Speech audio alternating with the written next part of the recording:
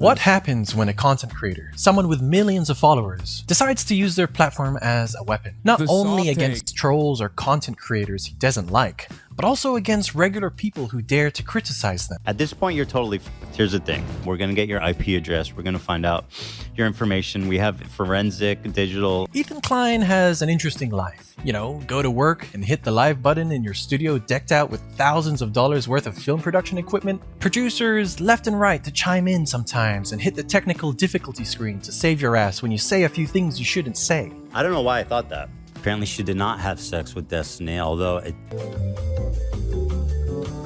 Maybe recklessly throw around a few claims here and there without anything to back it up. They literally talk about doing psyops, faking posts, brigading, and all this and I have 4 years of all of his chats. There's stuff in there that will put him in prison. I'm not even kidding. Okay, so apparently he has something to back it up. But I mean, it is kind of hard to trust his interpretation of what he sees, considering that he has proven in the past that he is incapable of interpreting things. He's not exactly the beacon of credibility. I mean, because like it's not right.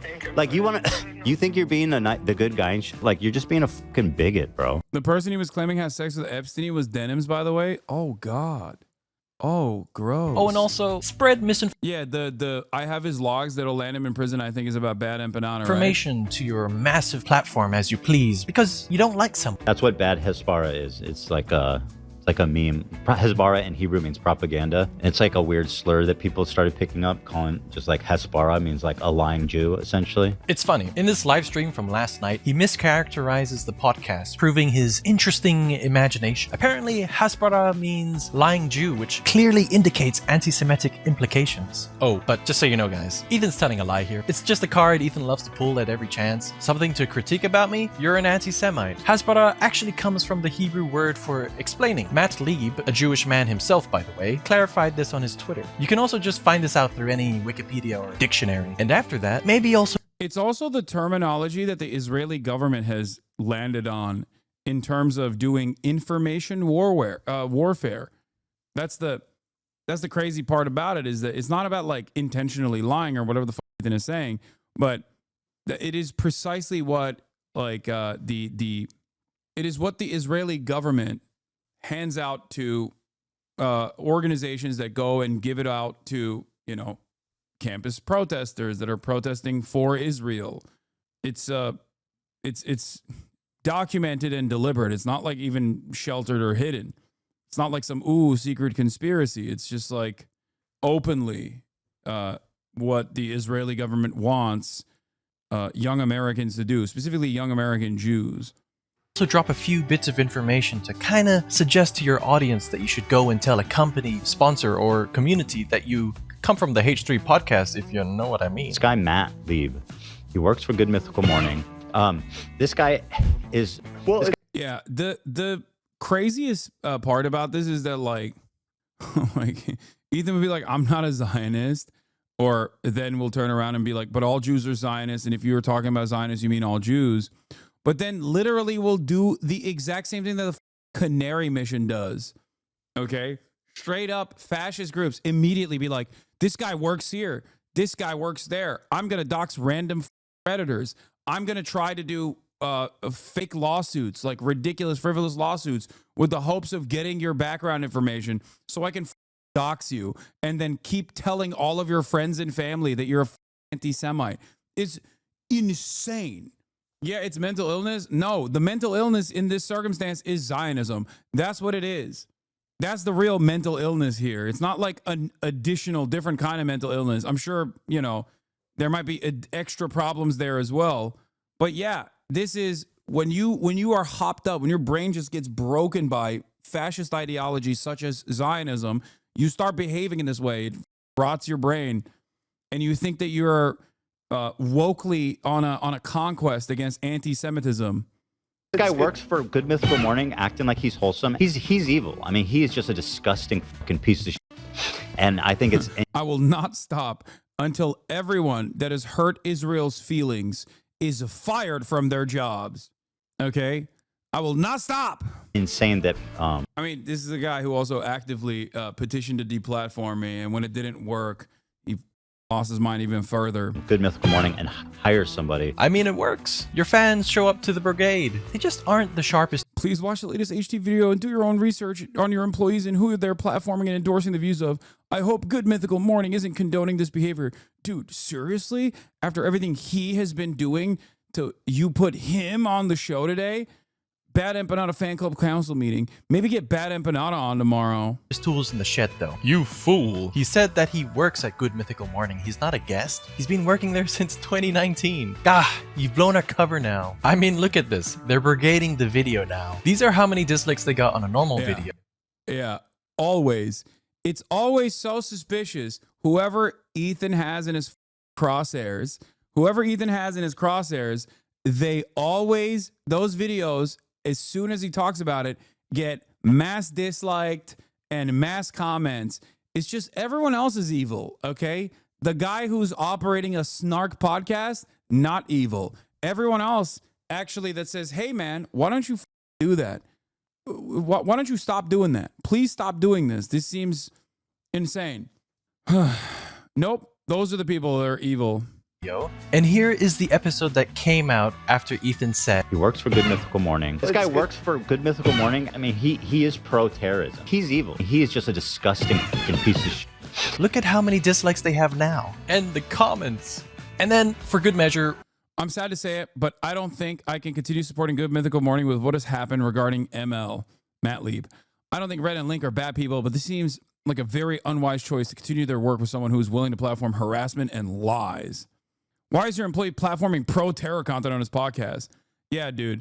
Good Mythical Morning is going to fire their Jewish producer for being an anti-Zionist. This is how we're combating anti-Semitism, okay? Not a single Jew will maintain their job as long as they are not unconditionally pro-Israel. This is how I will fight against anti-Semitism. It's psychotic. It's so insane. recklessly throw another comment. When she comes out, please. What are they just watching an Israeli showing clothing and shitting on her? Like, is that what they're actually doing? Even though they're This is also so incredibly consistent where he just like refuses to seek out the context of what they're doing and just angrily scrolls through it. And it's just like, yeah, I've decided this is up. I've decided this is hateful. Also, I'm going to call a Jewish anti-Zionist, two Jewish anti-Zionists, okay?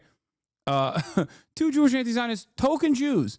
And without a shred of irony, without even a shred of consideration for what that implies, you know, just going to call them bad Jews. Nice, dude. Yeah, definitely. Definitely combating anti-Semitism big time here. They're actually watching a TikTok of a woman in New York who wants to sell clothing that she named after individual hostages, and then call it a day at work. And then make some Instagram stories too. Ethan and Hila have built an empire. Millions of subscribers, a dedicated fan base. With that kind of influence comes responsibility. But instead of using it wisely, they manipulate it. When you recklessly throw around unchecked claims, some people are going to believe you. The audience takes what he says at face value, or sometimes not everybody is able to listen to every moment of the podcast. Look at what he says here. And he's bringing on somebody that wants to kill my wife, unironically. Ooh, I gotta go. That's all I can watch. I'm late for my hot dog eating contest. Wait, but what? Damn, he tried to kill his wife? Here's what you would have seen and heard if you didn't tune out. Or in a video game. But I do think, I mean, he is pro-terrorism. The real problem is that it just Wait, doesn't what? stop with words. His audience absorbs the tone, the narrative, and the hostility. When you alter reality, when you mislead millions, when you encourage mob behavior, whether directly or indirectly, you're not only an entertainer, you're an abuser of power. So today, we're exposing how Hila and Ethan weaponize their influence and why it needs to stop. If we can't have like words that we can all agree on, how are we ever going to talk about anything? That's a great point, Hila. Let's first define some words to fully grasp what we're dealing with here. If this is your first time on Earth, there's this thing people often like to do called... What is this? Genuinely stunned at this. He's not mentally with us like at all. Understand that when Hasan accuses me of being obsessed with him, that he does this type of 10x per day. And when I eventually respond that this is why... Yeah, that's right. I'm obsessive, dude. Is correct. He got me. Yeah. Me obsessively defending myself against a rapacious, relentless stream of smears and demands for deplatforming. Really up. Abuse of power. This is the abuse of a position of power in order to harm other people, to bully them, or place them at advantage in order to procure personal advantages for oneself or one's favorites. Doxing describes the search for and publishing private or identifying information about a You were right, though. Che did not kill a 12-year-old. Where did that nonsense even come from? Prager you. Who the do you think some insane right-wing garbage platform that Ethan is consuming that he didn't even actively consume, he just saw on the corner of his eye somewhere? particular individual on the internet, typically with malicious intent. Doxing is a common tool used by dictatorships and authoritarian regimes to silence dissent, intimidate opponents, and control the population. If you're not obsessive, then why is your name all over his Insta stories for the last months? You're right. I want to apologize to Ethan Klein.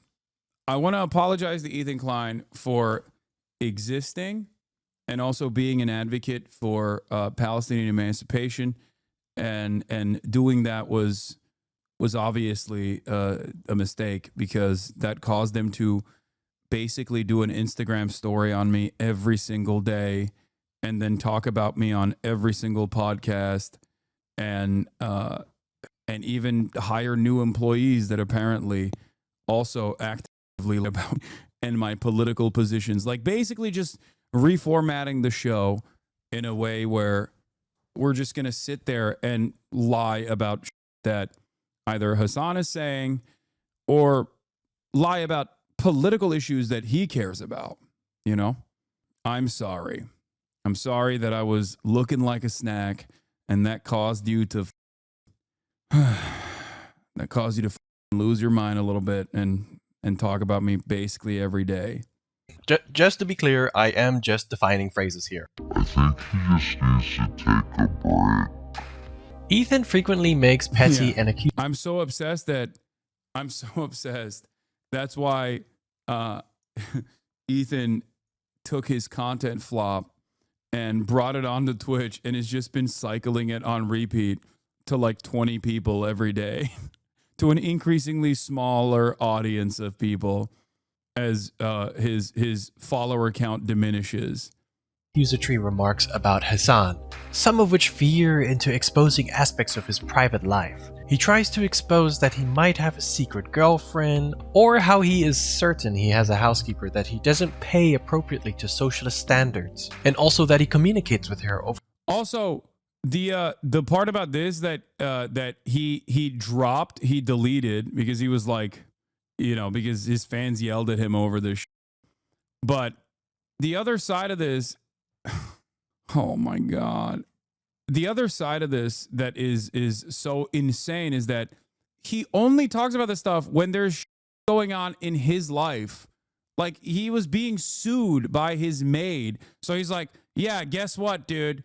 This is what's going on. For a translator. So I dropped a bomb on Instagram stories yesterday that Thanks for the since bomb. our friendship was a farce, I have zero problem discussing these things. I put out a question before: who's making his chicken? People have been wondering what's making his chicken.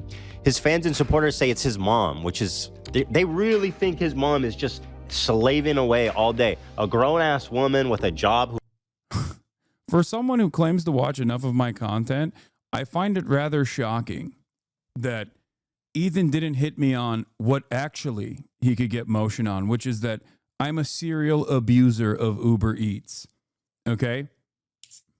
Like, that's what's so funny about this process, is that he thinks that I have like a permanent live-in maid that's cooking me every day and then making food and placing it in various different containers, such as plastic containers that have Ono Hawaiian barbecue on it, like branded. Good stuff. Who apparently just got a PhD. Like, she's like a real ass person with a life. She's just at home cooking chicken for her son all day. So Anne, gel bir gelsene. Gel bir. I want you to just wave at the camera from over there, if you can. There you go. No, just no reason. I just wanted you to. There's people who question whether or not you're at my house. Don't worry about it. All right. It's okay. You can go back to your work. Okay. Well, now you got Kaya riled up. Okay. Kaya, place. So they're calling me a liar, which is good because it means that if it's true, which it is, it might affect their opinion of him. I met her. She's a lovely Hispanic lady. She doesn't speak English. She cleans and cooks, works full time, I believe. Hasan grunts and uses Google to talk to her. Because I was shocked, frankly, when I saw her. So I asked him questions. I was like, is she, I think she's undocumented, which is, I don't know that for sure, but that was my impression. Taking advantage of people, I would have gone got myself an undocumented worker to clean my house. And on top of that, he demands Hasan to reveal his supposed housekeeper's wage. While Ethan spreads this misguided narrative around, here is a Twitch streamer who has also been to Hasan's house. Cinderella, Austin, Will. I've been there! Wait, am I not a real Hasan friend? Did I not get the full Hasan house experience? Am I not cool enough to meet the enslaved migrant Hispanic, only Spanish-speaking housekeeper who's undocumented? Could it be that Ethan just saw Hasan's mom, took one look at her, and assumed that she's an undocumented migrant worker that can't speak English?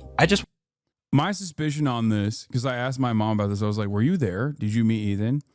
And I don't think she met Ethan. So my suspicion is most likely that Ethan met one of the contractors that my mom from time to time will bring over. There's also a person that does handyman work around the house. It's not just Marat. Every now and again, when shit's broken, I have landscapers that I also have contracted. Okay? A guy that comes in once a week to work on the pool. Like that in and of itself, I think, tilted him in this direction.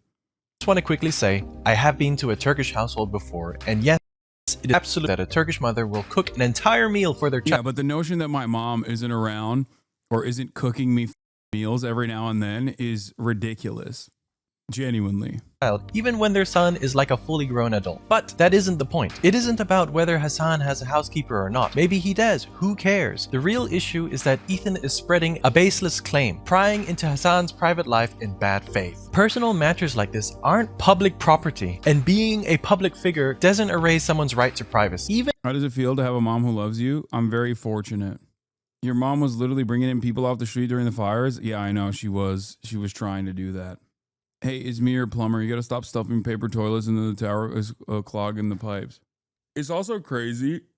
It's also crazy to like, even if you personally suspected that someone working in my house was undocumented, which is not the case. But even if you personally suspected that, why the would you say that under the Trump administration?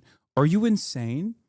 Like that's you didn't think even a little bit about this when you were just like chirping about this on stream. You're talking about people calling CPS to your house, which I think is completely unacceptable. Like ridiculous, right? You didn't consider that like that could potentially cause ICE to come to my house. Yeah, they're gonna lock up my mom or the landscaper or anyone with the hopes that they nabbed somebody and then ship him off to El Salvador. Insanity. Even if these details aren't inherently damning, Ethan is still pushing a narrative to make Hasan seem inconsistent or hypocritical, shaping public perception to fit his own agenda. And then on Monday, they claimed your parents don't live with you and you probably own multiple houses. Why would I own multiple houses? I live rent-free in his mind, it seems. Even past all this, isn't he in a lawsuit for wrongful termination? Yes, that's why he said that. Because the reason why he said that is because like he wanted to move the attention from his audience that would have cared about this, his own personal issue, and then turned around and like started talking about my family, which I think is crazy. Like, what are we doing? What the are we doing? Like, there are unwritten, unspoken rules, right? In even like YouTube drama sphere, where like you're not supposed to take it to the Kiwi Farms level. You know what I mean? This is obsessive. This is straight up Kiwi Farm. Talk about Hasan, don't talk about his family. Exactly. It just blows my mind, dude. We also have Ethan endorsing harassment towards Reddit employees and their families. Or I'll say There's a reason why I don't like. I rarely ever bring up my family. I talk about them every now and then, or my private life in general. It's because I already have a bunch of rabid haters. What the like? I don't want them to be unjustifiably targeted and smeared and attacked. Like, it's crazy. I can deal with it. Remember when they tried to say your father was a billionaire? They still do. Grok says it too. It's really funny. Someone was like, at Grok, what is Hasan's father's net worth? And Grok was like, Hasan's father has $5 billion. It's so stupid. Say this. I do want to say Steve Huffman, Jen Wong, Drew Valero. Do you think that is? Yeah. Christopher Slow. I would very much not want you to experience how terrible it is to have a snark subreddit digging into you and everyone close to you. Like, this is the irony is completely lost on him, where he thinks like this video basically covering this in sequence kind of exposes the inherent hypocrisy of like his actions, and then how he's like turning around and being like, yeah, I'm going to do that to everyone. Not ever considering that maybe consistently doing that is the reason why a lot of people also come after you in ways that are completely ridiculous and completely unacceptable. This is precisely what I was talking about with the CPS when people were mad at me, when they're like, Hasan, or his audience was mad at me, and I think Ethan was mad at me too, where I was like, I don't think this is even remotely appropriate. I don't think it's remotely acceptable to call CPS on a YouTuber that you don't like. I think it's ridiculous. You're doing harm to the children. I think Ethan's children are significantly better off being with Ethan, regardless of his opinions, regardless of whatever the fuck he's doing. And I would never justify an action like that because I'm not Ethan Klein, is what I said. And people were like, oh, how does he not realize like him bringing up Ethan at all when defending himself is actually the reason why Ethan is getting CPS called on him? It's like, how do you not understand this? My point is, I think consistently obsessively going after every single person every single day is unironically drawing a ton of negative attention towards them and their immediate family members. And it's what Ethan is doing every day. And there's evidence for it, like right here. And organizing harassment in real life and online everywhere you go, because I just don't want that for anybody. It would suck to make a snark subreddit about the leadership of Reddit. That probably exists the way that you just think said so? That. I mean, well, let's there's go nothing join. Redditors love more than complaining about Reddit. I don't think so. I think we might be starting a movement. But if there is one, then God bless. Let's join. You know what I mean? Let's join the movement. I won't be joining that. If you can't beat them, join them. Considering Ethan has a massive platform, he is playing with fire by pointing out specific individuals and entertaining the idea of targeting them. Yeah, he does. He does encourage harassment. I don't want people to harass Ethan Klein. I've said this time and time again. I don't. I think it's ridiculous. Ethan, on the other hand, does encourage this harassment. Like, there was a dude that rolled up on, what's his face? The Twitch CEO, Dan Clancy.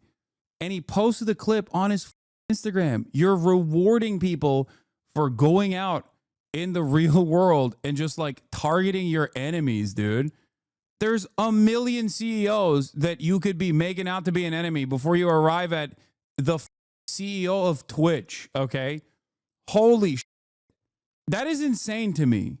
Like, there are, the words of Bill Burr, there's dudes who, you know, own, there's dudes who privatize water, okay?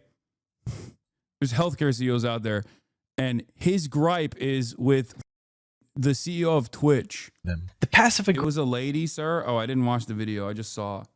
aggressive justification of saying Would very much not want you to experience is an indirect encouragement of scrutiny and potential harassment. With his audience influence, even a vague suggestion can inspire people to take action.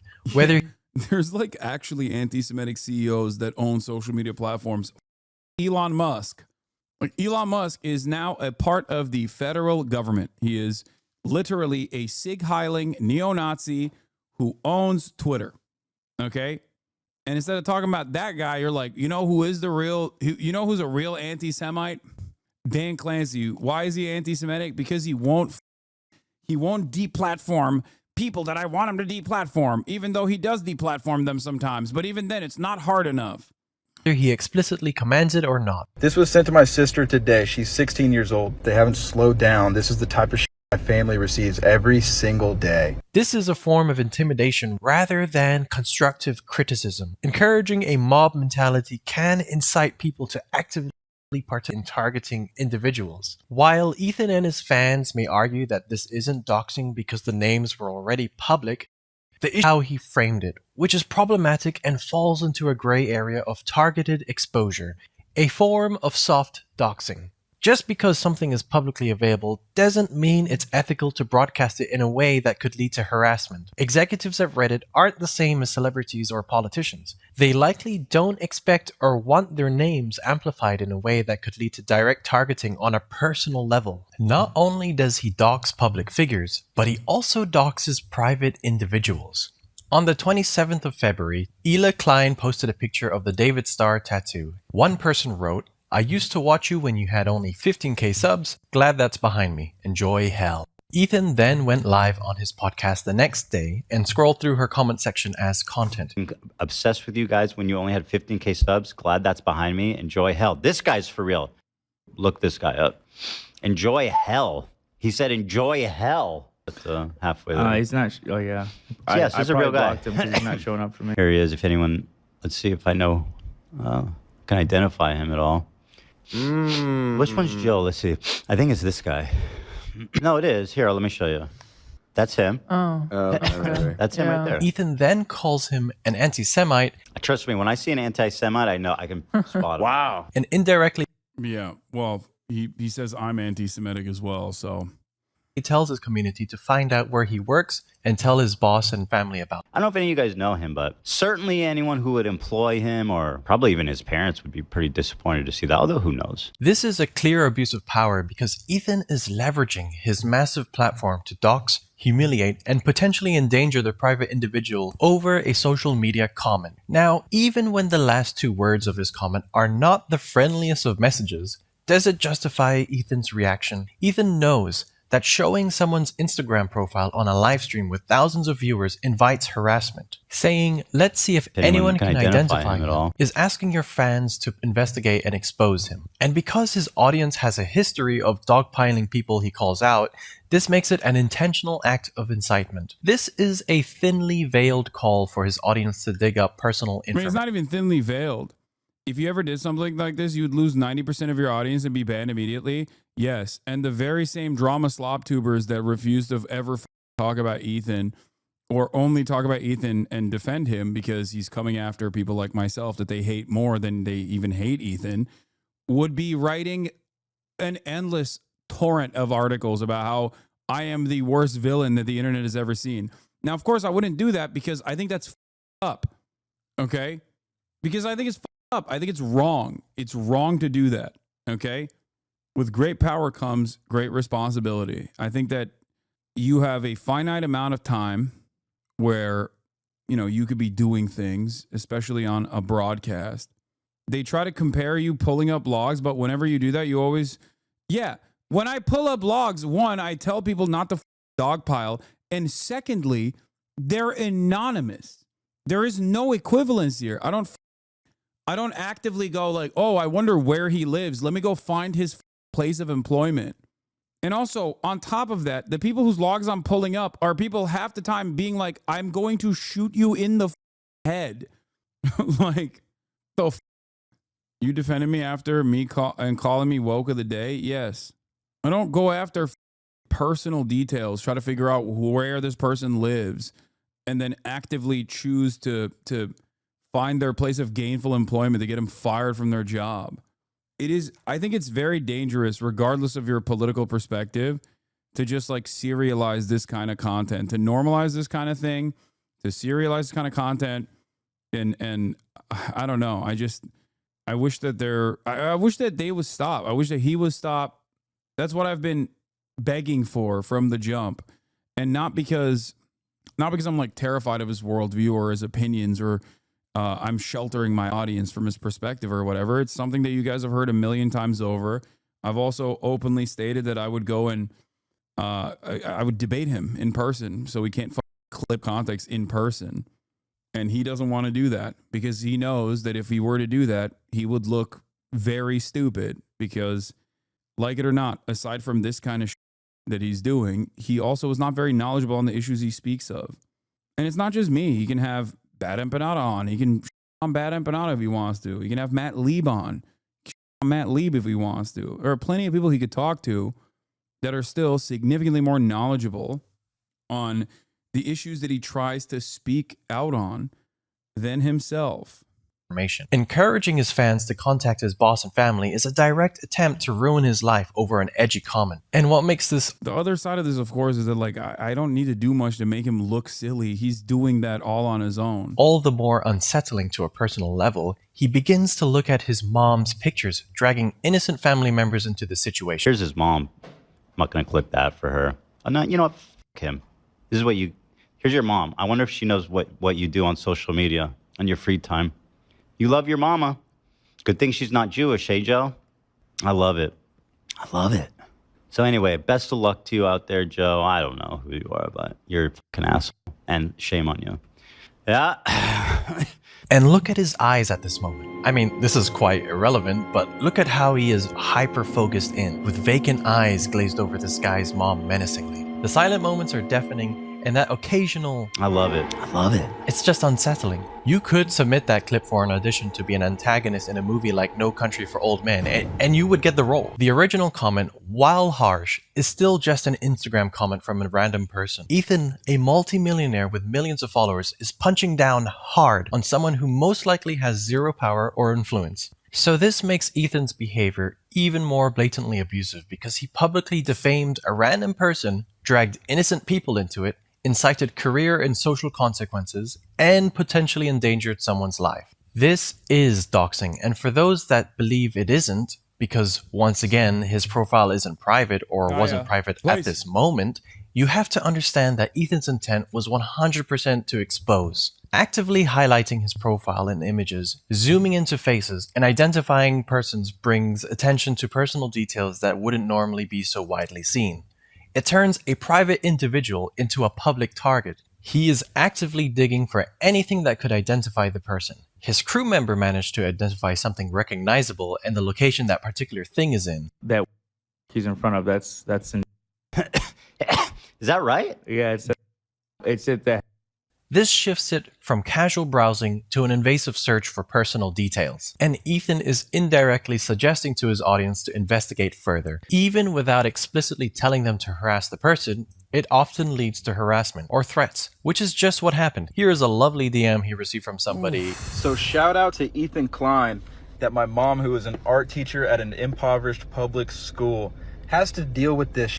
You are truly the morally superior YouTuber. See, the power imbalance here also creates a culture of fear. The person he just doxed has below 200 followers, just an average person. Ethan has millions of followers on a variety of platforms. When someone like Ethan calls attention to a regular person like him, the regular person faces unprecedented levels of harassment they're completely unprepared for. At the end of the day, criticism, especially from a random person online, does not justify exposing their identity or opening them up to mass harassment. Ethan has countless ways to respond that don't involve punching down at someone who lacks the same platform, protection, and influence. Harassment that me and Eli are receiving is just genuinely comparable. Ethan constantly fights for silencing his critics and for the removal of free speech. One incident took place when Ethan Klein decided that he had enough of the H3 Snark subreddit. r/H3Snark is a community on Reddit dedicated to criticizing and discussing Ethan Klein and the H3H3 podcast. It focuses on calling out hypocrisy, controversies, and questionable behavior by Klein and his podcast crew. Members of the subreddit often analyze his statements, business practices, and legal disputes,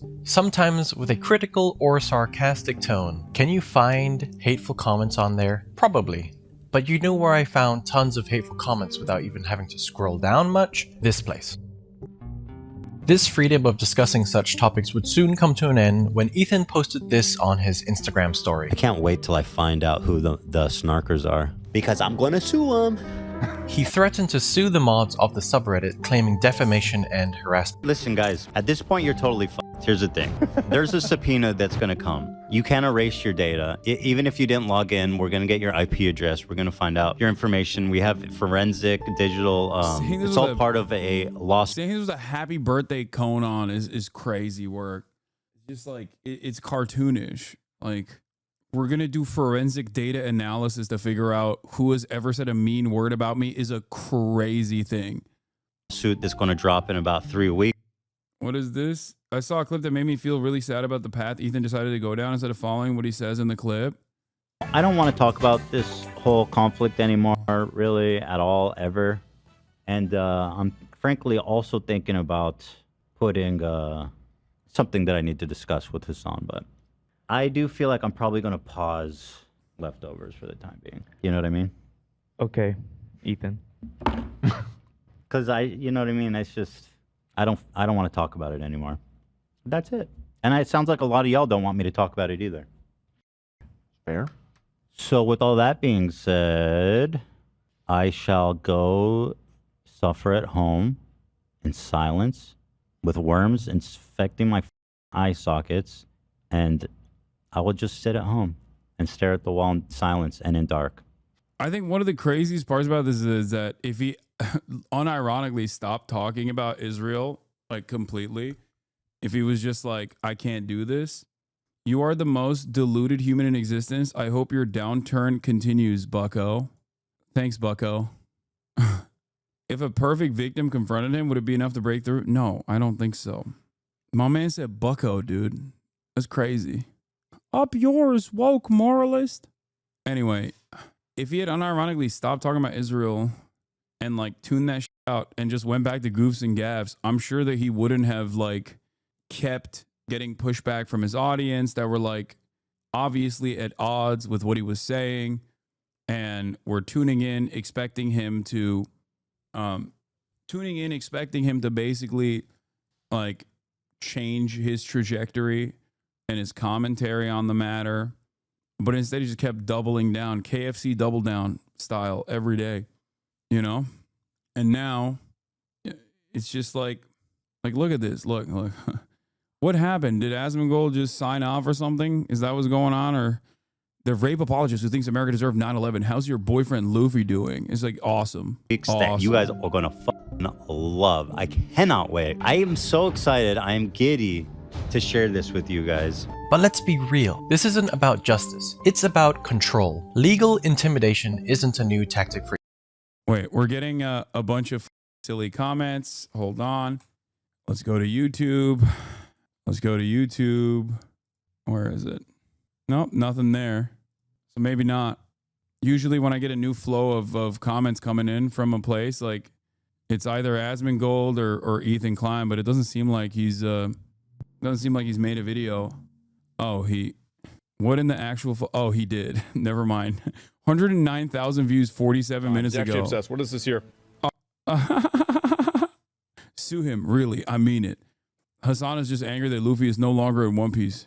Just sue him. Problem solved. Yeah, okay. There it is. Never mind. Clocked it. Like clockwork, baby. The moment that I see like insane in the chat of people being like, honestly, you're terror loving piece of shit. I know that like someone made a video, okay? Someone made a video. Might have been Asmongold, might have been Ethan. But somebody out there made a video and uploaded it, and then those guys watched a 2-minute video and immediately came in to be like, I'll show you, sir. Let me tell you, okay? I'll freaking show you what's what, bucko. For Ethan. These are average Reddit users like you and me. Imagine being so insecure about internet criticism that you'd rather use your money and legal team to shut people up instead of just ignoring it, or maybe reflecting upon it. How many random Reddit users have the resources to fight a lawsuit? Ethan Klein, a millionaire, knows this. Even if these lawsuits don't hold up in court, just the threat of legal fees and harassment is enough to silence critics. The type of environment this cultivates is one similar to countries led by dictatorships. Abusing by silencing critics through censorship and intimidation ensures control over the narrative and creates an environment of fear and obedience. He calls out everyone associated with his so-called enemy. People correcting him? That's a no-go in Ethan's world. How dare Ludwig make a correction on a sloppy mistake in Ethan's content nuke video? Ethan posted a meme screenshot and reversed the order of events. Destiny fan confirmed. What a lapdog you are. How pathetic can you be? This shit's crazy, dude. Like, going after Ludwig is especially crazy because he's Mr. Golden Retriever. Like, what the is this? Like, what is this? Hasan being a terrorist sympathizer, rape apologist, and promoting anti-Semitism. Yeah, that would be crazy if Ludwig was on board with this. Except this is not real. You made it up. You just made it up. Any fan confirmed. What a lap. Yeah, I'm sorry that he didn't eat up whatever kind of insane nonsense that you just decided to neatly package alongside numerous other erroneous mistakes, ahistorical approaches, genocide revisionism. Dog you are. How pathetic can you be to curl up on Hasan's lap like a good pussycat? Purr for him, bitch. What a gutless coward. You really got no problem here? Suck my dick. And by the way, having no problem with terrorists sympathizing, anti-Semitism, but God forbid Ethan gets the order of the rising star wrong. What a dumb bitch. So that's Ludwig for you. He's a hypocrite, of course, obviously. I mean, who isn't, right? We all might be a bit familiar with Ethan Klein not liking Hasan. And because he wants everyone to not like Hasan as much as he does, he deliberately misinforms in order to fuel a narrative. One of those narratives that he wants everyone to believe is that Hasan is a terrorist sympathizer.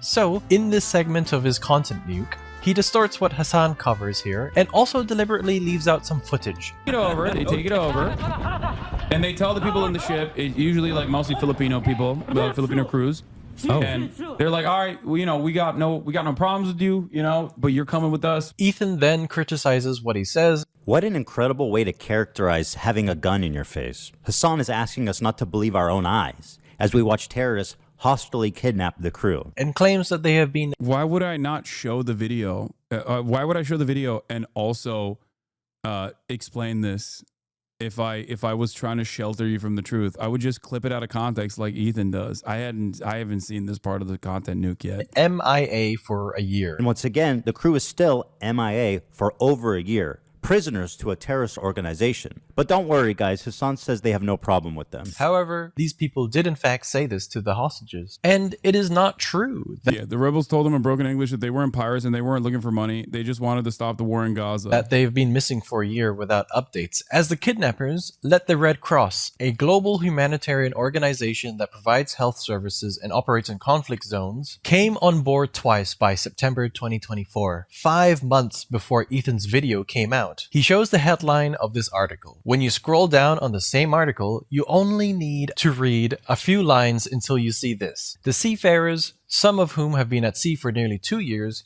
have been held against their will with only limited contact with their families, friends, and loved ones. Their location was known and their well-being was kept updated.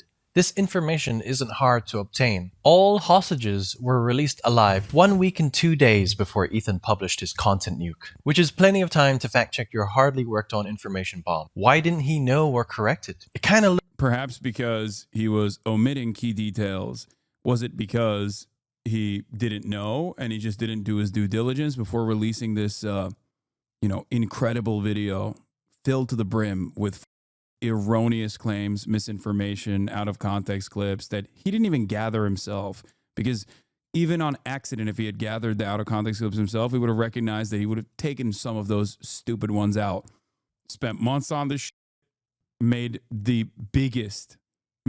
dumbest possible mistake. It looks like he doesn't actually give a shit about the movement itself and is just interested in making Hasan look bad. Next claim is that it's owned by an Israeli company. It's not. It's being chartered by a Japanese company, and the boat's owners. Yeah. This was another very funny part of the video where he's like, you don't understand. They're from the Isle of Man. These are Isle of Manders.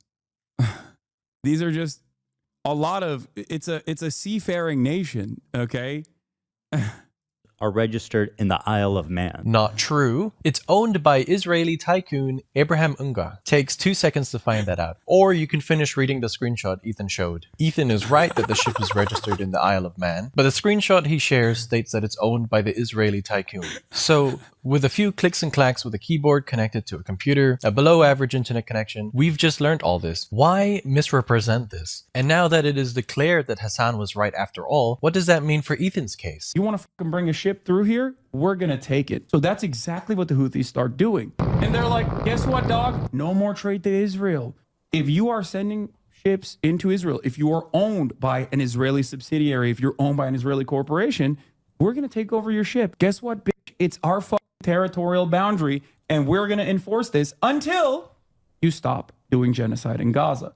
So let's review his claims. His first claim is that the boat is headed for Israel. It's not. It's going from Turkey to India. Now that we've caught Ethan misrepresenting facts again, and the ship was indeed owned by two Israeli, is it possible that this could have led to speculation about its actual destination, Israel instead of India? And given that tensions in the Red Sea region are high, could it be that some ships with Israeli ties might avoid publicly revealing that they are heading to Israel to reduce security risks? It's certainly a possibility. But is this what Hasan claimed what is happening here? Let's see what Hasan said again. No more trade to Israel.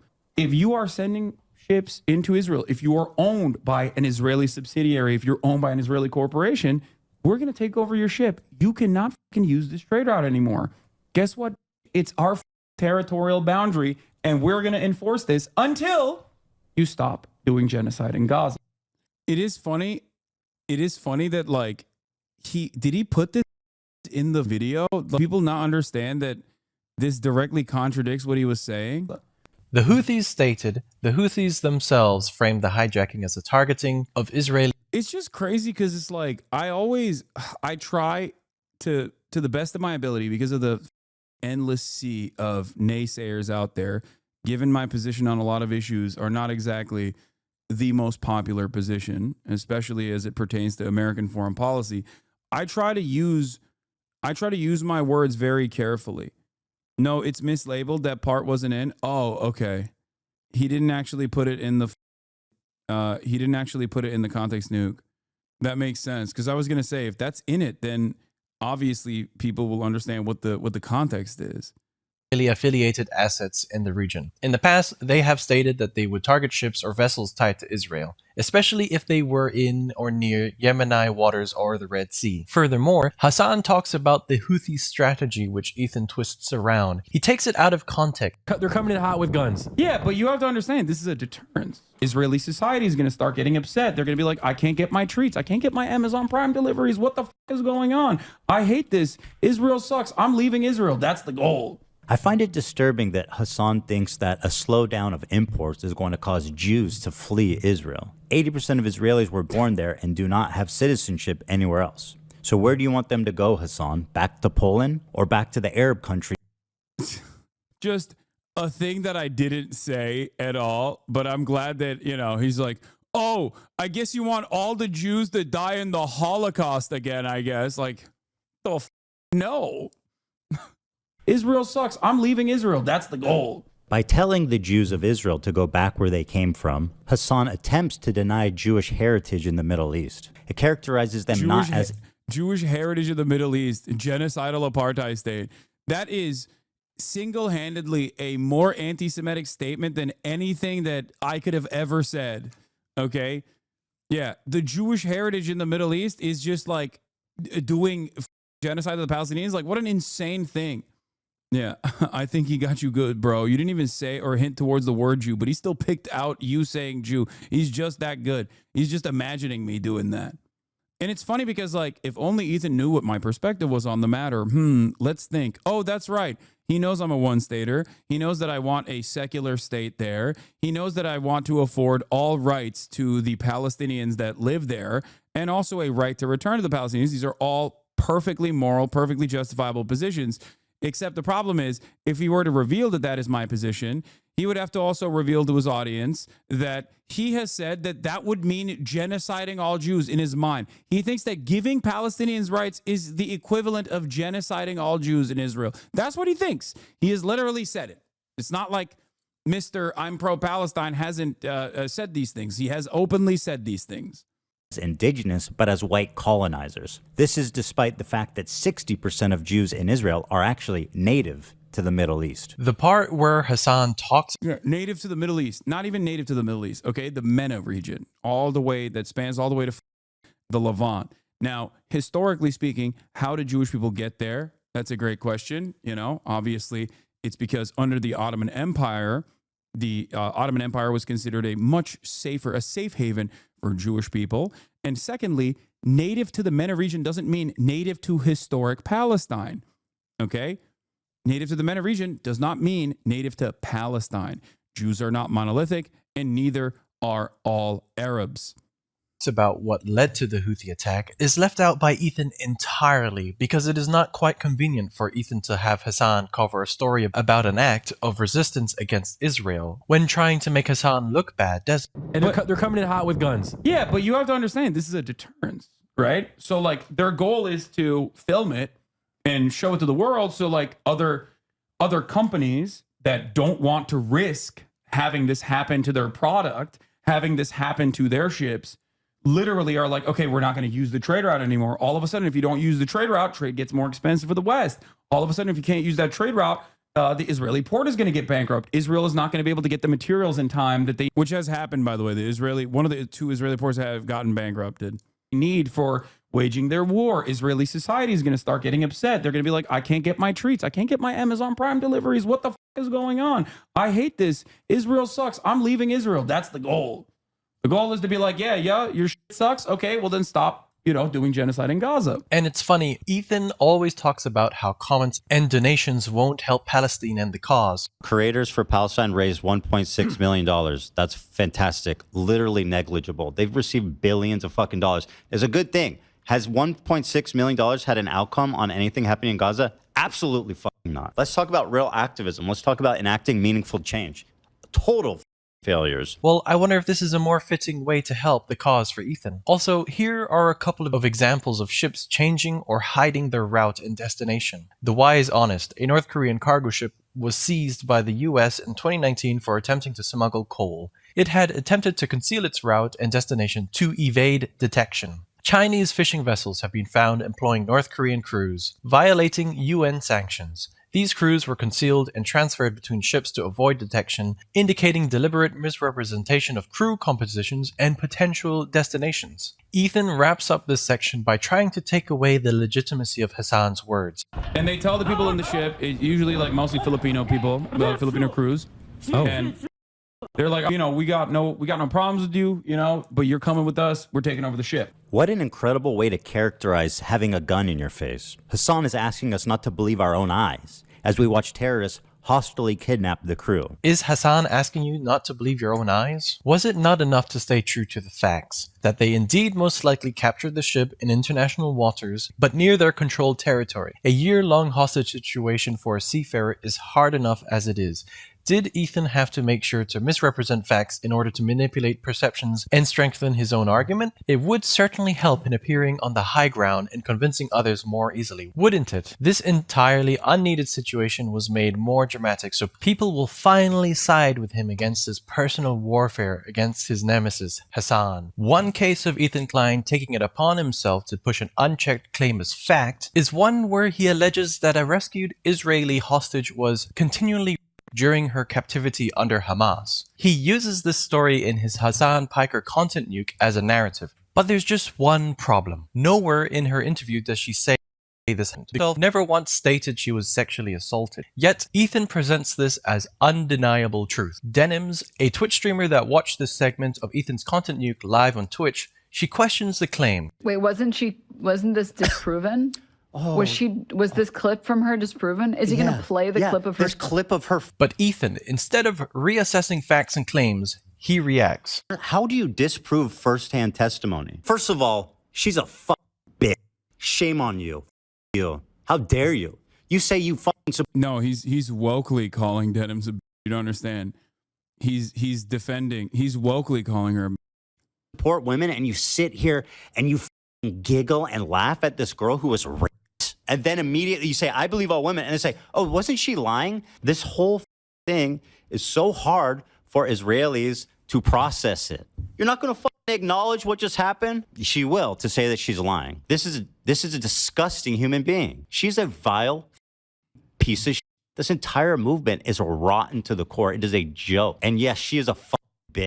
Somebody that laughs in the face of other rape victims and immediately calls them liars, that's a fucking bitch of a person. Okay, before I continue, since this is such a sensitive topic, I try not to put too much of my own words and just stay true to known facts and information that exist. The girl in the interview, which was part of a documentary about women who talk about their experiences as hostages, some of them talk about sexual assault, but this woman in particular did not, nor has she ever stated in any interview that she experienced. So Denims is not incorrect here. Ethan saying she was a victim of being continually is just wrong. Ethan does not and cannot have any proof for those statements because there is no proof. And by the way, this woman experienced harassment after her release as a hostage. Some Israelis seem to have found her to talk too kindly about her experience as a hostage and became a target on her own social media platforms. Yeah, that's the other side of the story, is that Israeli society is particularly vicious to even Israeli hostages that then will turn around and say, like, yeah, I mean, I was more so victimized by the Israeli government when they were blowing up the house that I was in. Like, this has been a consistent testimony from a lot of the hostages, is that because this was, the leverage point that the Palestinian resistance groups had, that they would try to do everything in their fucking power to basically defend the hostages, not because they like love Israelis or anything, just because like this is a bargaining chip for them. Ethan is not only re-traumatizing a former hostage by falsely claiming she was a victim of sexual assault, but he's also using a hostile rhetoric to silence anyone who challenges him. He paints Denims as a villain. First of all, she's a fucking bitch.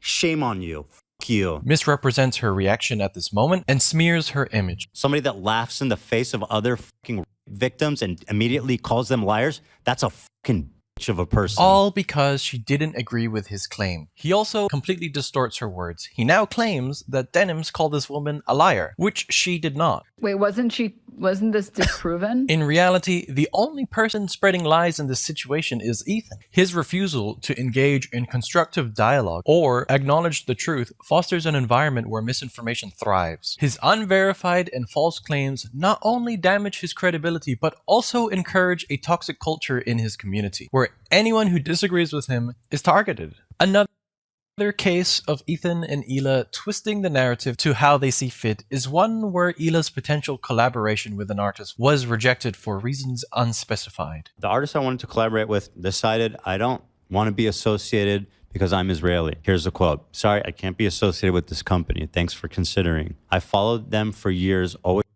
Like that, I heard that he was blaming me for this too. Like, I never made a statement on any of this shit. And apparently it was an artist that worked with them before, no? Always supported them, and I have an ongoing painting of his at my house. And this is the result of Hasan's type of activism. Should I out him, Hila? I don't know is it morally okay to say who he is. Whatever you guys think, I don't care. What an asshole response to, like, it's almost like he's, yeah, and by the way, like, he doesn't even dignify you with the response of, like, it's like, no, I can't fucking be associated with this company. I'm just annoyed because it's not the first one. There's another person right now that is doing the same thing to me, somebody that I'm already working with. This is a result of Hasan's activism. This is what it resounds to. Alienation, hate, racism, and zero. Oh my God, bro. Oh, bro. I didn't get you to spend every waking moment on every vocal advocate for Palestinians, dude. That's crazy. As a matter of fact, I did the exact opposite thing where I tried to pull you off this ledge over and over again, both in private and in public correspondences. Those clips you used in the context nuke, which is wild. Like, how do you clip something out of context in a conversation that you had with the person that you had a podcast with? This obsession with besmirching and smearing the reputation of every single person that has spoken out, that is in your orbit, or at least like in my orbit, you know, is probably the reason why a lot of people were just like, damn, dude, you really love Israel. All right, I don't want to work with you.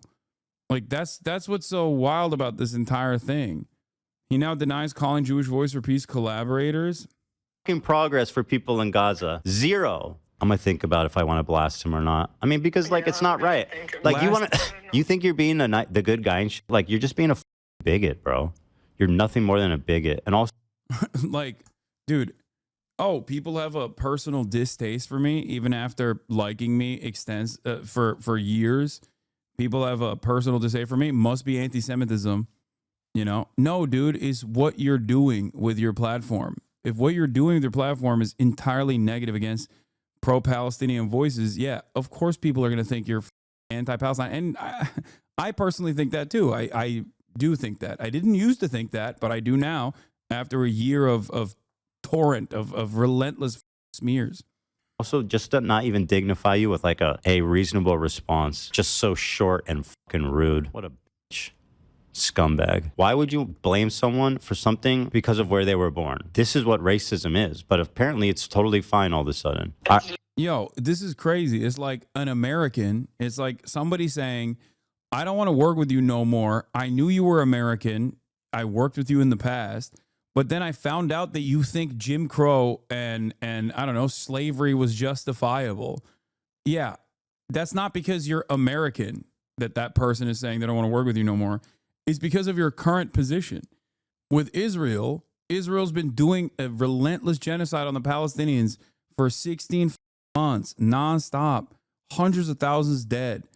Every standing structure has basically been destroyed. Every hospital in Gaza has been bombed by Israel at this point. Every school has been destroyed.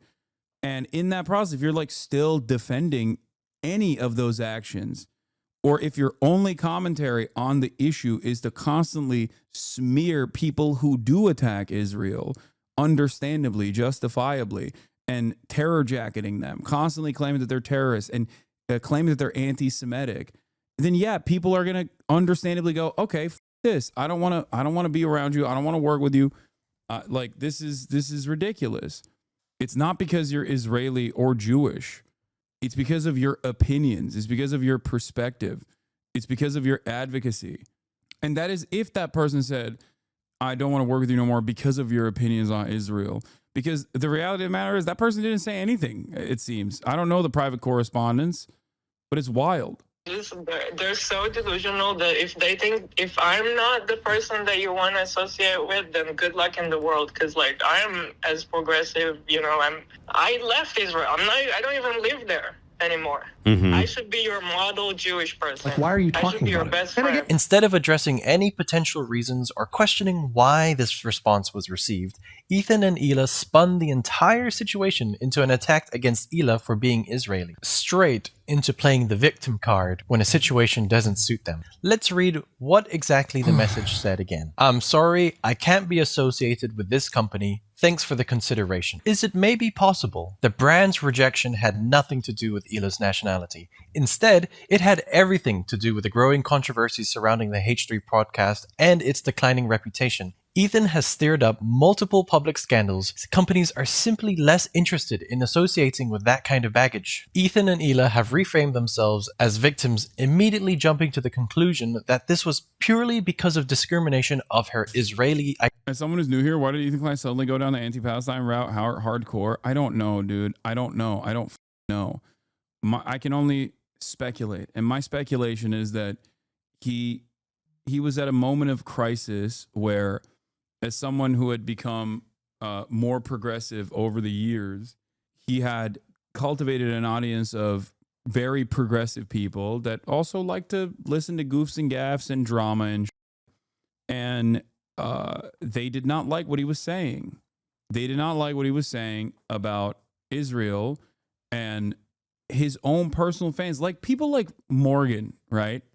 Like Frogan is a used to be a massive H3 stan. Do you understand? It's probably embarrassing for me to reveal this about her now. And I'm sure she won't appreciate me saying this, but like literally a H3 stan. And when you're an H3 stan and the person that you actually enjoy the content of is just like putting the crosshairs on you and beaming you into oblivion over and over again, and just like and calling you a terrorist and and you're seeing a torrent of Islamophobic nonsense in your replies over and over again in that process, like, yeah, other people are going to see that and be like, what the are you doing? What the are you doing? Like, why are you doing this? So many of these people that are constantly attacking Ethan are people that were in his fan base. Damn near the entirety. He is one of the OGs. He is one of the OGs of YouTube. And I think when all these people basically turned around and were like, yo, I don't with this anymore. I think you're like super pro-Israel. This is you're being like weirdly defensive over Israel, and you're constantly on people who are pro-Palestine while simultaneously saying you're pro-Palestine. That just like caused him to lose his mind a little bit, and he was looking for a reason. Like, it can't be that people came to this conclusion on their own, responding to what his output was on this issue. It must have been someone else that was moving the scales, tilting the scales against him. That's why he kept saying like, oh, dude, why don't you control your chat? Why don't you control your chat? Your chat is like coming after me. Your chat is coming after me. Your chat is coming after me. And I told him personally, you're a clown, and Asman owns you. Say goodbye to your Houthi friends. Thanks, chatter. Clockwork, baby. Not bots. These guys are not NPCs, okay? Anyway, the point I was making is that I told this to him straight up. I told this to him in private. I told this to him in public. I was like, if you keep saying stuff like this, that, you know, Michael Rappaport and many other like ultra Zionists at the time were saying, then of course people are going to think that you're pro-Israel. And that's what happened. Apparently the only reason Ethan talks about you is because you do this and speak about him in any way. Yeah, totally. That's why I didn't ever talk about him for months on end until he actively tried to get me and everyone else that was pro-Palestinian deplatformed. Identity, redirecting the audience's outrage into the abyss towards the unknown entity. According to Ethan and Ela, anyone who disagrees with Israel's actions is automatically an anti-Semite, ignoring the fact that political criticism and discrimination are not the same thing. This rhetoric is dangerous because it down all discussion and labels legitimate concerns as bigotry. Ethan and Ela are creating a culture where no one can question him without facing extreme backlash. They twisted the company's entire short message to the narrative that they are victims and Israeli, despite the reality. There is also a pattern that keeps repeating. Ethan keeps getting facts wrong. Ethan confidently presents something as fact only for it to be corrected, and instead of taking a moment to verify, his first instinct is to go on the attack. Rather than taking a correction with humility, Ethan's response is often aggressive. He insults the person.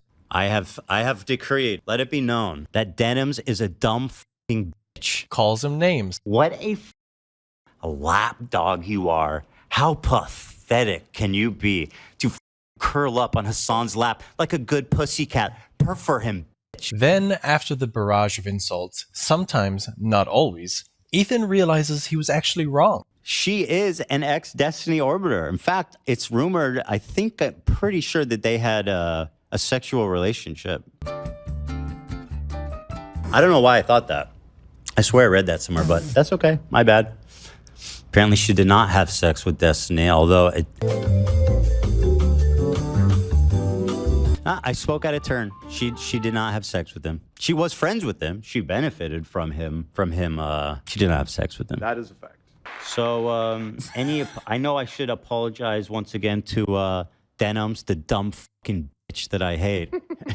just because I was wrong about her sleeping with Destiny, I spoke out of turn there, and I apologize for that, even though I despise her for every other conceivable reason. Is there anything else I should emphasize? This kind of behavior has real consequences. Not everyone watches every episode, and by the time Ethan admits he was wrong, if he ever does, his audience may have already clicked off the video, missing the entire part where he confirms that he was incorrect after all. The person bashed is left dealing with the fallout. The reputation is stained, and many of Ethan's viewers will never even know that he got the facts wrong in the first place. When you have a platform as big as Ethan's, you have a responsibility to get things right. But instead, he repeatedly spreads false information, attacks those who correct him, and barely acknowledges when he's wrong. You got there. But I mean, like, ultimately, I still feel like it's not that material, considering, again, that she was nominated once and won one. Yeah, you used the wrong image. And you reversed the years, which, again, I do agree slightly makes it worse, the way that you presented it versus reality. I disagree. His audience, whatever he may have left, trusts him, but misinformation combined with aggressive responses to correction creates a toxic cycle where the truth often takes a backseat to entertainment. If you're going to critique others, you need to hold yourself to the same standard. Getting facts wrong happens, but how you handle corrections say everything about your integrity. The way Ethan treats his mistakes, especially when it involves publicly bashing innocent people, sets a dangerous precedent for how online discourse functions. Also, when he admits he was wrong, he always has to deflect by pointing out something he thinks the other person got wrong. She was the victim of the crime of patriarch and the recipient of my inappropriate joke, okay? My problem is with Ludwig being a spineless coward of a human being. He can't just take accountability and leave it at that. And on top of that, he usually downplays the significance of his mistakes. Do you think that's a meaningful distinction? And what happens when someone responds to his Instagram stories and livestream content? He downplays what the person on the other end receives. The timeline of events literally shows that you were unaware of the petty attacks. Me being a casual H3 watcher at the time, hadn't even known that there was beef since leftovers, merely disagreement. It wasn't until so much later that he started posting to Instagram that I realized what the happened. His fans turned on him and he was apparently blaming you all while the election was going on. Yeah. The point is, everyone else is at fault. It's ironic because it reminds me of that Tim Pool clip. This one, hold on, let me see if I can find it real quick. Yeah, here, this. That I'm about to be 34 and I have no family because my dad had 2 kids by the time he was done. Yeah. And I'm like, man, you know what the problem is though? It's definitely not me. Mm-hmm. I think it's everybody else. Yeah. This part. It's definitely not me. Mm-hmm. I think it's everybody else. That's it. That's the consistent through line here. Like that's what it is. It's not that like people came to their own conclusions after hearing what he was saying and had disagreements with Ethan. It's actually, it must be Frogan. It must be it must be the creators that worked on Creators for Palestine. It must be Hasan. It must be every single other person. And it's ironic because then they turn around and say like, oh, Hasan, you're obsessed with sex pestiny. You claim it's sex pestiny. When in fact, none of these other people, especially someone like myself, rarely ever talked about Ethan at all. I spent an entire year being like, I don't give a fuck about what Ethan is saying. He's not your enemy. Defending him over and over again. Okay? Defending him over and over again. And yet the entire time he thought I was like, secretly an anti-Semitic pilling his own fan base somehow. I was mind controlling his fans. I would yell at chatters actively, tell them to shut the fuck up about Ethan, ban chatters that constantly kept bringing Ethan up. Only until after the election and after he like consistently tried to get me deplatformed and did successfully deplatform a bunch of other content creators for the crime of saying Sabra Hummus's dog, which apparently he agrees to as well, did I ever start talking about Ethan, and oftentimes to just like clear the air about the relentless, dare I say, vicious attacks from his fans that had no interest in this issue at all, but instead were, this is the video. I like this on TikTok as well. Here. For an entire year, dude. Ethan is a mega Zionist. You are wrong, okay? Trust me. I don't think you know many Zionists if you think Ethan is a mega Zionist. Not even close, dude.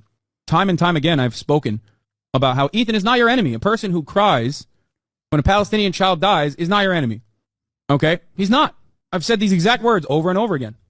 I told people in this community and people everywhere that will listen to what I have to say that you have to choose who you are actually angry at. There are people who are so loud and so proud about the ethnic cleansing campaign that Palestinians are experiencing currently. Go yell at them. He's been shitting on you on his members-only streams. I don't care. I don't care. Bro literally shat on you yesterday and his coworker for saying from the river to the sea, sorry, dog. I don't care. I do not care. This is petty drama. Okay? I don't care. And neither should you. Okay? I will always stand by Ethan's ability to empathize and want to learn and want to change his perspective. Okay? That's it. Ultimately, Ethan has the capacity to arrive at a meaningful position because he has empathy for Palestinian people. He is literally better on this circumstance, this issue, than 99% of like Americans who are ultra-Zionists. Okay? I'm not saying the entire country is ultra-Zionist, but like 99% of Americans in the media and 99% of Americans in position of power that literally are just like unconditional support to Israel. Shut the fuck up. I've always demonstrated that until it reaches a boiling point, that I will always be kind to those around me that I believe I can communicate with, that I can lead by empathy. Sorry to say, but this age like milk. Yeah, big dog. Notice what I'm saying here. I will always show charitability to those who demonstrate empathy. I think the boiling point happened. That's the difference. That's the difference. Okay? This has been my policy in perpetuity. You know this if you've been in here long enough. I tried with Aiden Ross, okay? And Ethan is not Aiden Ross. I think he will inevitably come around. Ethan is my friend. I think he's an empathetic person. And I hope that here, no one... By the way, this got posted in H3 subreddit as a defense of Ethan. Wait, what? People don't understand that while this was happening, Ethan was on me, and I was like completely unfamiliar. What the like changing your perspective on an issue that is like near and dear to your heart is virtually impossible. It's one of the hardest things you can do. I will forever have respect for him for doing that on his own. Okay, everything that people say cynically he did to like win favors with a larger crowd, that he did it on his own. You want to know why I know he did it on his own? Okay, want to know why I know he did it on his own? Because look at the situation. He has family in Israel. He is absolutely shaped. Like his worldview is shaped by this experience. And instead of just like writing off every single thing that people have said and very comfortably finding himself in the bosom of like Zionist sentiment, which he could have just as easily done. He could have just turned around and been like, yeah, fuck this shit. I'm scared. These people are being anti-Semitic. And there is a lot of anti-Semitism that increases in times like this. That much is absolutely true. Instead of turning around and being like, fuck that, he's like trying to tackle it head on and go through the internal conflict, the internal struggle that he feels with his own personal experience, with his own personal worldview and his morality and the way that he sees it from what he perceives as a completely hostile audience. And you need to, as a community, also stop ripping into Ethan nonstop. As I've said it over and over again, leading up to the conversation that we had on this broadcast. You guys are so stupid for doing that. You are. And it frustrates me to no end. I've told you this time and time again in this time frame, just like I kept telling you, Ethan is not your enemy over and over again. How does it feel to be wrong? No, I'm never gonna stop doing this, for the record. Like, this is a consistent position I've held for every single person. As long as they're like, I always think it's not okay. It doesn't give you brownie points or bonus points when you're right ahead of time. Okay. Especially considering that the reason why I didn't want to talk about Ethan at that time was because I was busy covering actual shit that was happening. And there was no reason to offer any space to what Ethan Klein was saying. Also, I think you guys misunderstand, but like, his perspective did shift over this past year. He became a lot more outwardly supportive of Israel. I don't think you recognize that. There's two things that I'm not going to do. I'm not going to stop being charitable to people until they've shown me that they just don't care and that they're disingenuously doing everything in their power to come after me, my friends, people I care about, or issues that I care about from the opposite perspective. I don't think I was wrong for being charitable, you know? And I'm not going to stop being charitable to people, even if they're not charitable to me, until it reaches a boiling point, regardless.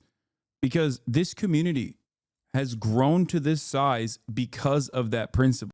Because I actively try to explain to people that I understand where they're coming from. I understand what their initial positions are. And I understand the effort that it takes to make your own conclusions, to undermine your social conditioning from your development that you've taken for granted. So yeah, if you're demanding that I stop being charitable to people, you're wrong. It's not going to happen. That's why I love iDubbbz, Ethan as well. People that have actually changed course, recognized their mistakes in the past, and now advocate against those sorts of things, I think are very valuable, because every single person has a reactionary perspective deep down inside on one issue. We are all totally susceptible to the intersectionality of privilege. Privilege causes us to have blind spots. Ethan is my friend. We may have disagreements every now and then, but I have maintained the position that his heart is always in the right place, and he's on a journey of learning. Every single day I went live in the beginning, every single day I would spend at least 5 minutes to 30 minutes talking about how Ethan is not your enemy. You should not yell at Ethan. Ethan is a good person. Be more charitable to those who are open and susceptible to your opinions. Every single day. I'm still friends with Ethan, by the way. I still talk to Ethan every day. Every single day. Throughout the stream. Just say Ethan is a idiotic take. Ethan and I obviously have disagreements on this stuff, but Ethan has also personally said it isn't apartheid. What the fuck do you want? As a dude who did go on birthright, he is infinitely more progressive than, a lot of these people that are writing these letters and Ethan fans will watch this clip and not understand what changed without a shred of irony. And what changed in this process is his commentary, is his focus. If the only thing that you have to say about Israel is how mean pro-Palestinians are, then you're not pro-Palestine. That's it. Okay, please stop yelling about Ethan all the time. Jesus Christ. Time and time again, I told my adult community to shut the up about Ethan. I even banned the mention of Ethan in this community, and I think still to this day it is banned. The idea that I did not try to genuinely scale back the harassment that Ethan was experiencing is ridiculous. How you do PR for Ethan Klein, who's a Zionist? You do PR for Ethan Klein, who's a Zionist. How can you tell her not to defend a Zionist when you defend Ethan Klein, who's openly Zionist? Are you okay? Ethan Klein, Israel, an apartheid state in, I think, 2021. Okay? Ethan himself has been very critical of the state of Israel and has even called it an apartheid state far before October 7th. That chatter was right. I was doing PR for a Zionist. At that point, I didn't even know what his latest was. If you guys remember, at that, I think this is like basically the turning point, but like I did not know why people were constantly up Ethan's ass, because I was not paying attention to what the fuck he was doing. But I think this is when he starts like talking a lot more about this is when he starts like hammering at pro-Palestinian advocates. Okay? I personally don't even care if he's like calling me out or whatever. I heard that like people were saying that Ethan talked about me on his podcast today or some shit like that. I don't care. I genuinely don't care. For me, you know what I do care about? Ethan considering what Israel's doing to be genocidal far before October 7th. Okay? I do care about that. I think that matters. Especially when he is so close to the subject matter, so close to the different aspects of social conditioning that play a pretty prominent role in the development of American Jews, who are very progressive people overall. Okay? I don't care. No matter what he says about me, my community, or my mods, I still firmly believe, okay? I still firmly believe that regardless of everything else, regardless of how he's responded to people yelling at him online, regardless of all of that, I place a lot more emphasis and a lot more value on those things that he has said. There's very real anti-Semitism directed towards him, directed towards Hila, directed towards Jewish people across the board, and that terrifies him. And I think that there's a real element there. For a lot of... Okay, the rest of this is clipped out of context. I think this is, at this point, I'm talking about... This is clipped out of context because I remember this. I was talking at this point about how there's real anti-Semitism directed toward, But I think like he mistakes that with like the pro-Palestinian crowd. Him, and I think that there's a real element there for a lot of Jewish people, especially. Like, yeah, they see anti-Semitism rising, and if at any point do they actually associate criticism of Israel with anti-Semitism, and people like Dan Bilzerian play a formative role in people assuming that all people who criticize Israel are just like him, they're like Holocaust deniers or whatever. Yeah, you're gonna freak the fuck out. He's got Jewish children. You know what I mean? He doesn't want him to grow up in a fucking anti-Semitic country. Yeah. I think this is where the last couple of ones where it's like, I'm figured out. What do you think it would take for Ethan to reform his perspective? It's just self-reflection. Anyway, yeah, I'm always gonna be charitable. Oh, here it is. They actually cut so many parts out of it. Wait, this is how long is this video? This is a 7-minute video. They took the 7-minute video and clipped certain parts of it and posted it in here in case H3 snarkers continue to call Ethan Zionist here. The few times Hasan even says Ethan is not a Zionist and is supportive of Palestine. Why wasn't this in the nuke? I see things every day that could easily debunk all the snark lies. Sorry for not getting passionate, law. I'm just sick of the BS. Oh my God. Hasan now calls Ethan a Zionist, but the funny thing is that Ethan hasn't changed his position at all since he multiple times said Hasan said he's not a Zionist. Was Hasan lying at one point, or does Hasan only hold whatever position that will benefit him at that particular time? Hasan calls him a Zionist now that it suits his narrative while defaming Ethan. Classy dude. These guys will literally never understand. They won't understand it. They're done, I think. See the November 1st, 2025 part? He cut the part where you say you'll be charitable until it reaches a boiling point. Dude, he denied the Nakba.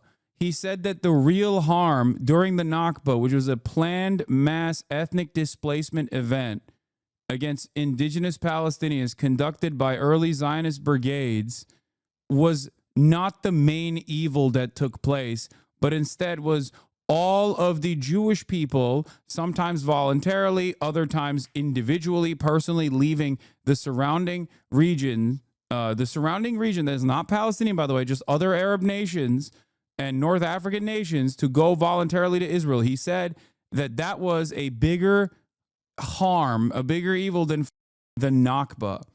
I'm sorry, when you say stuff like that, you're obviously not pro-Palestine. You're doing genocide revisionism. To me, it's like no different than being a Holocaust revisionist while it's currently ongoing. I'm 100% against anyone calling CPS on YouTubers they don't like 48 hours after being harassed by Ethan Klein. Bitch, it's not harassment. Grow up. These people are so pathetic. And as usual, expect twisting things around to make the other person look bad. You choose to participate in a snark Reddit page with your name on it, and then it's a problem that Ethan points it out. I'm sorry, it's the interview bad empanada, bro. Disgraceful to participate in a snark. Yeah. It is, and I think it's Ethan disgraceful as a is allowed to point it out. And also, and if that's too much for you, maybe get off the internet. Right, and or at least maybe don't work for a reputable company like Red and Link.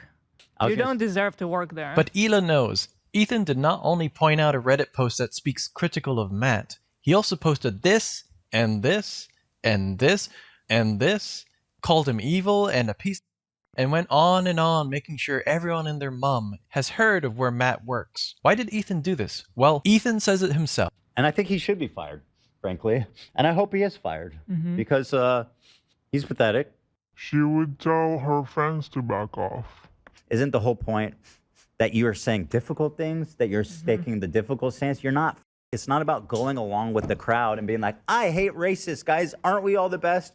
It's about actually doing the right thing when it's difficult. Yeah, no, you're right.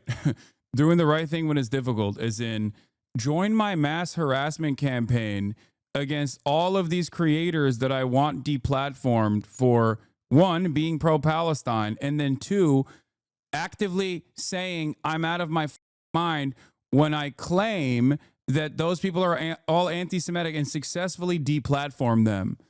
It's wild. Why won't anybody else also join in on the fun here, guys? After all, this is all to combat anti-Semitism, which is why I'm going after people who are not anti-Semitic. Jesus Christ. To do. Yeah. I mean, go back to the civil rights. You think that the people who are like the white kids who are protesting with the black students, you think that they were just like not risking anything. Ethan has faced criticism, sure, but let's not confuse criticism with actual systemic oppression. To equate someone disagreeing with your podcast to the struggles of a marginalized group fighting for basic human rights shows... Yeah, the least protected identity in America is not like, we're not even talking about Judaism or Jewish people who are marginalized, okay, who are a minority. There's a different kind of marginalization that takes place for sure in comparison to like black people, obviously. But having said that, no, the only group of people in America that are actively marginalized are people who are pro-Israel. Famous people who are pro-Israel are under attack, and we have to put a stop to this, please. Nobody ever wants to stand tall and stand proudly by the side of influencers who are pro-Israel. Why won't anybody think about, at a time when pro-Palestinian getting their legal permanent residency revoked by the Trump administration, you know who's the real victim? Unimaginably wealthy podcasters who are pro-Israel. That's who. Those are the people. Why won't anybody stand with the people that are basically channeling the exact same position of the State Department? It's like, you got everything. You got everything you want. If I was winning so hard in terms of, if I had free healthcare for all unconditionally, if I was able to put a dent in American foreign policy, if I got all of my wishes from the government, I would not be chirping that people don't like me. You know? It's crazy. It's crazy. You got everything you wanted, and you're still complaining because people don't like you. It's like, what the do you want? A serious lack of understanding. So here's the real question. Where does this end? How far does Ethan get to go before people finally say enough is enough? How many people will be harassed, misrepresented, threatened, or dogpiled before he's held accountable? Because at this point, it's not about defending himself. It's about controlling the conversation by any means necessary. And the longer this continues, the more obvious it becomes. Ethan Klein isn't fighting against harassment. He's weaponizing it. Thanks. Yeah, this is a good video.